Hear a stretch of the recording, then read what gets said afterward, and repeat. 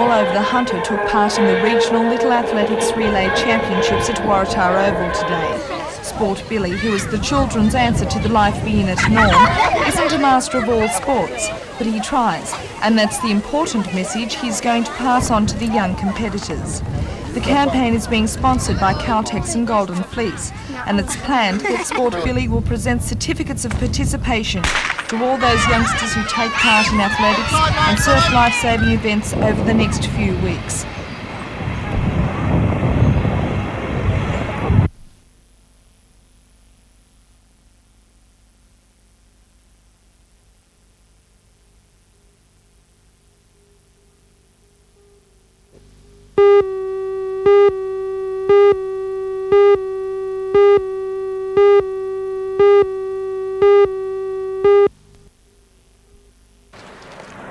The church-based committee received grants from the World Vision of Australia and the Queen Elizabeth II Silver Jubilee Trust to pay for the $10,000 Community Assistance Centre mobile unit.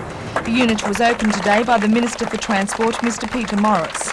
The chairman of Committed to Caring, Mr David Jones, says the service will provide financial and practical help for people in the Lakes District. It'll particularly provide financial counselling and debt negotiation, family welfare support services, that's cash assistance, food and clothing. We operate an odd job agency in the community to help people with work, finding work, and it'll operate that for us. It'll basically take all the services of the Community Assistance Centre at Charlestown and provide them in a mobile sense to all the communities in the Lake Macquarie area. How serious is the problem in the Lake Macquarie area? The figures are that 1/3 of the hunters unemployed live in the Lake Macquarie region. The municipality has a population of 150,000 and the Community Assistance Centre is the only resident non-government welfare agency. And we're only at Charlestown, so the need is enormous.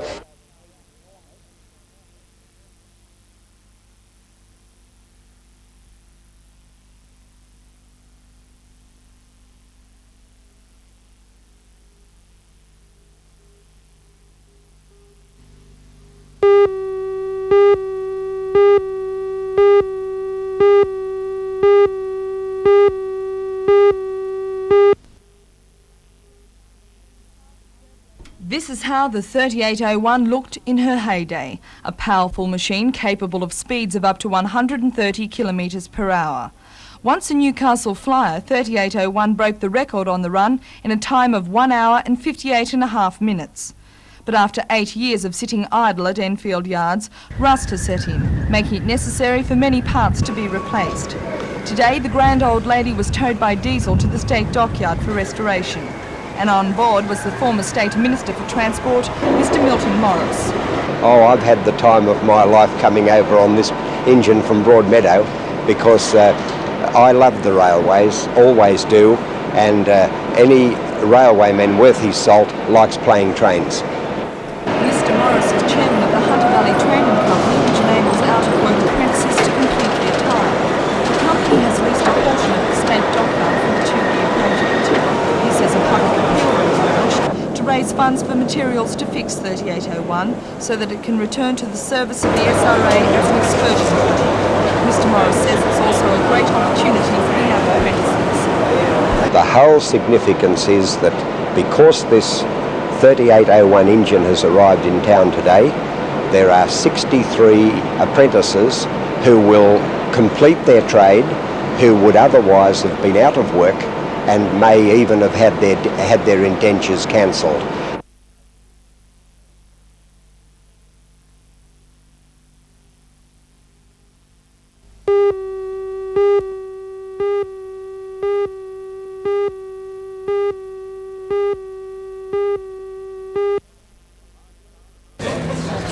A large crowd of early shoppers waited for the doors to open. Richard Face cut the ribbon and the special hunters poured through the door. This is store number 107 for Franklin's, who for the first 25 years in business operated solely in the Sydney area. They claim 1 in 3 people in New South Wales shop at their stores each week. They also claim that on an average shopping bill for a family of 4, they will save their customers up to $20 a week. All this without spending a cent on regular advertising.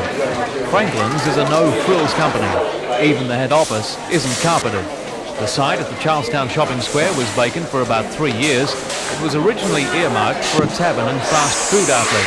The liquor licence was continually being imposed by a rival retailer. Now that retailer faces stiff competition from the new store.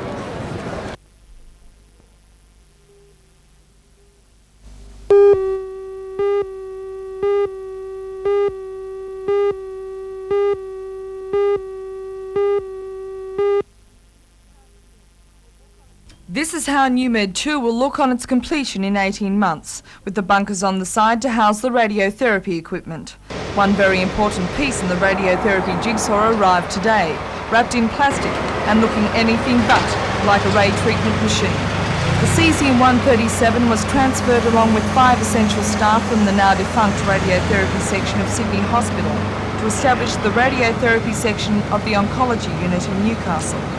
Dr. Ed Smith has been appointed as the head of the new radiotherapy section. He says the cesium unit helps to ease the pain of cancer sufferers.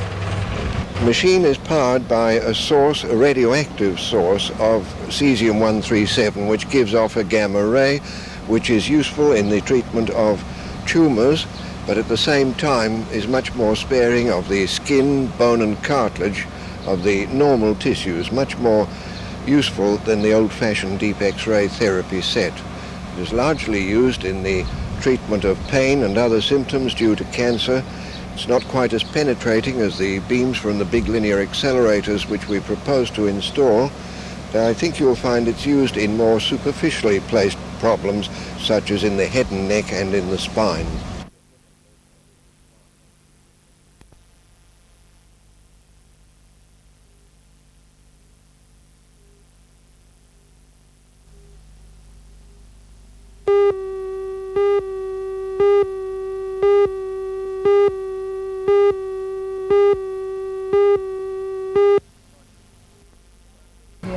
The disease, which is considered extremely contagious, resulted in the deaths of some 50 dogs in Sydney over the weekend. First of all, you'll Mr. see Carter bad says there's no diarrhoea such in their epidemic in kennels. Newcastle, but he says dog owners should watch out for signs of the virus. First of all, you'll see bad diarrhoea in their kennels, and one of the distinguishing features with that particular diarrhoea is the very high odour. It's a very strong smell.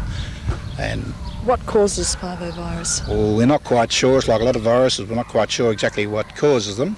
But fortunately today, there are drugs today that can be used to treat these animals, providing you get to the vets in the very early stages with your animal.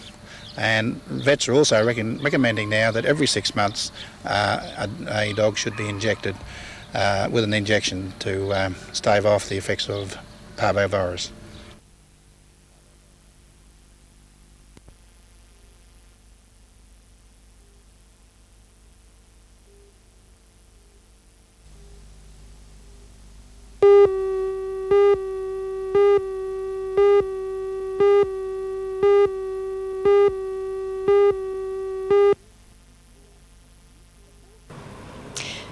The 40s is an era of momentous history and memorable music, and this no doubt inspired Alan McFadden to devise Putting on the Blitz, a cabaret-style show of the songs and images of the World War II era.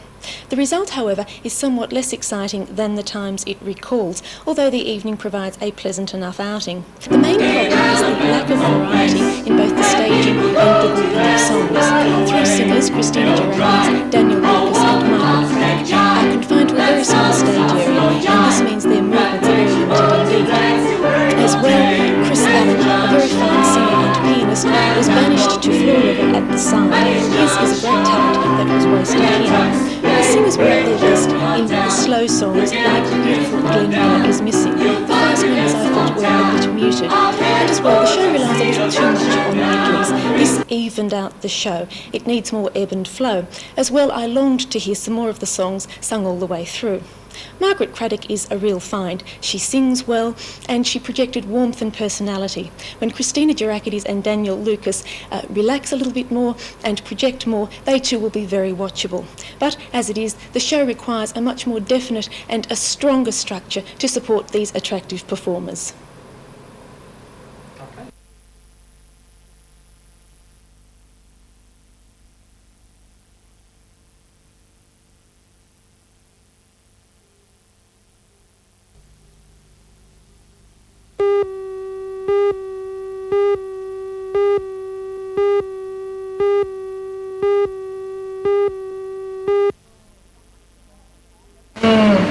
Development Board has found it has had to get down to the basics with regional companies, advising them that if they didn't subscribe to the Commonwealth Gazette and scan newspapers, they wouldn't even be in the race for government contracts. Some Newcastle companies, such as Comsteel and Carrington Slipways, have overcome the initial hurdles involved with defence contracts and have found them to be a profitable venture. But Mr Graham Deeds from the Hunter Development Board says the company's reluctance to tender also has a historic base. Until recent times, the regional companies have not had to look for this sort of work. But now, with all this work available, with facilities not being fully utilised, we have a lot of companies in the region that are going out and searching for this sort of work. What are some of the major problems that you've come up against when you've offered them these tenders? I think possibly the major one is the voluminous paperwork attached to each particular tender and specification. And once the people are becoming familiar and talking to the Department of Defence support people, their fears and trepidations are being allayed because it's not quite as terrifying as they initially thought.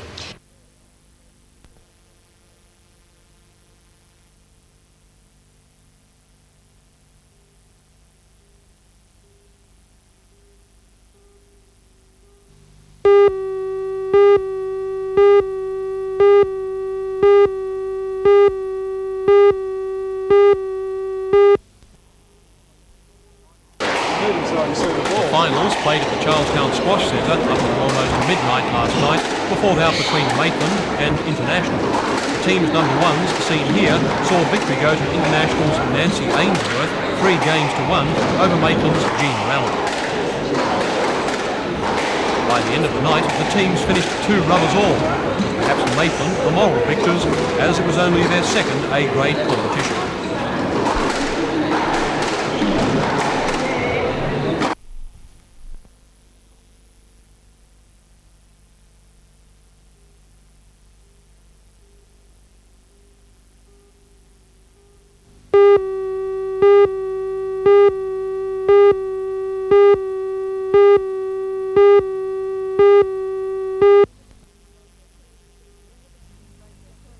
The head of the new radiotherapy section of the cancer unit, Dr Ed Smith, says he's very pleased with the allocation. The money will be used to pour the very large amount of concrete which is required for the protection of the radiation equipment which we propose to install, the linear accelerators and the cesium-137 unit. It will also be used for finishing off level 2 of the new clinical sciences building and thus complete the oncology department. But not all the news today was good. Mr Brereton also said, on advice from departmental doctors, that initially only 1 linear accelerator would be installed at UMed 2. He said the reason for that was that 500 people needed to be treated on the machines to get the optimum use out of them. Chief Executive Officer of the MARTA, Mr Ralph Watson, says that figure has already been surpassed. There are a number of reasons why there should be 2 linear accelerators in Newcastle. Firstly, with only 1 linear accelerator, we will find there will be about 20% of patients who will not be able to be treated properly in Newcastle and will have to go to Sydney. Secondly, with only 1 linear accelerator, there will be quite a significant proportion of patients who could not be treated as well as if we had 2 linear accelerators. A third reason is that should 1 linear accelerator, if we only have 1 linear accelerator and it breaks down, then we're in real strife for treating patients. Once their treatment program commences, it must be continued without a break. And there's a final reason, and that is that the people of the Hunter region have paid for the best service available. That can be given by 2 linear accelerators, and why can't they get it?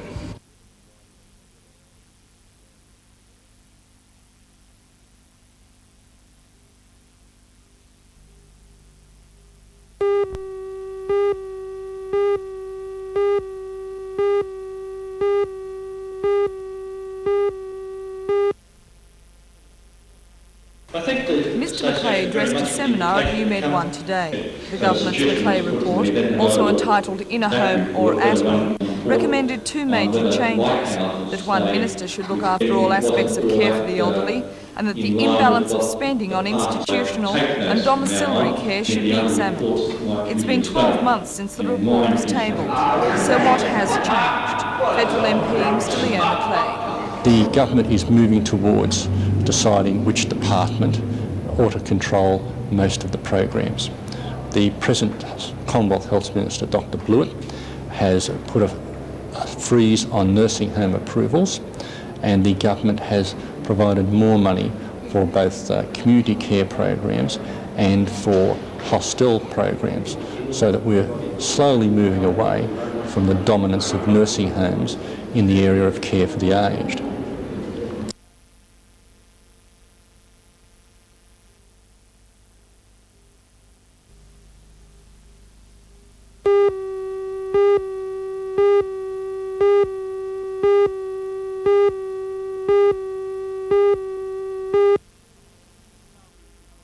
At Charlestown Square this afternoon, 4 of the area's leading young sports people were added to the ongoing program. The presentation was in the hands of local promotions manager Malcolm Barnes and the national coordinator for the foundation, Joy Hilden. Well-known young swimmer Tabitha Andriunas, with her eyes firmly set on replacing next year's Olympic team, was first announced and was followed by outstanding athletes David Bignell and Chad Stevenson and junior surfing champion Paul Tonks of the Nobbies Club.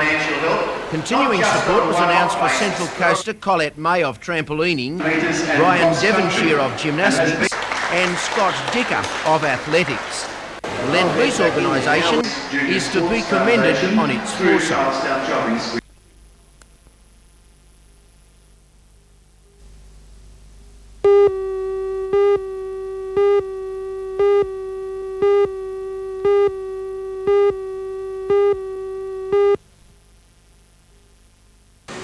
Modifications to the furnace design will allow for an increase in capacity of 550 tonnes a day, above the present nominal capacity of 1,300 tonnes. The design work for the expansion of the furnace was carried out at the Newcastle Works based on information from Japan and Europe.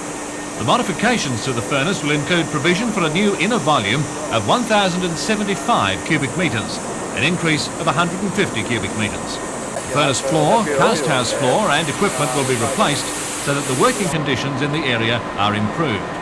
BHP says the newly designed furnace will provide the same hearth diameter as the number 4 blast furnace, but it will not equal number 4's 2,400 tonnes per day capacity.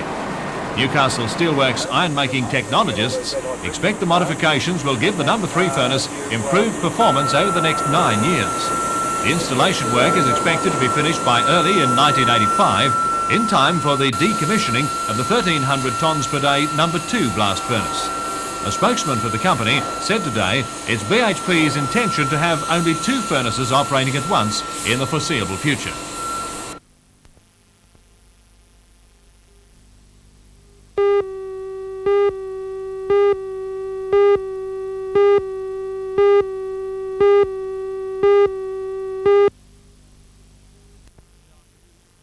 Mid-afternoon was taken up with machine examinations. The $5,000 title has attracted Australia's top riders.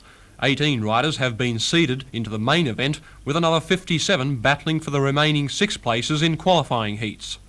Following the scrutineering, it was out onto the track for that final and all-important practice session. The hundreds of tonnes of soil have been bulldozed into a maze of turns and jumps, designed to sort out the men from the boys. Tonight's event will be the first in Australia to be run back-to-back with a sub-junior event on the same track tomorrow.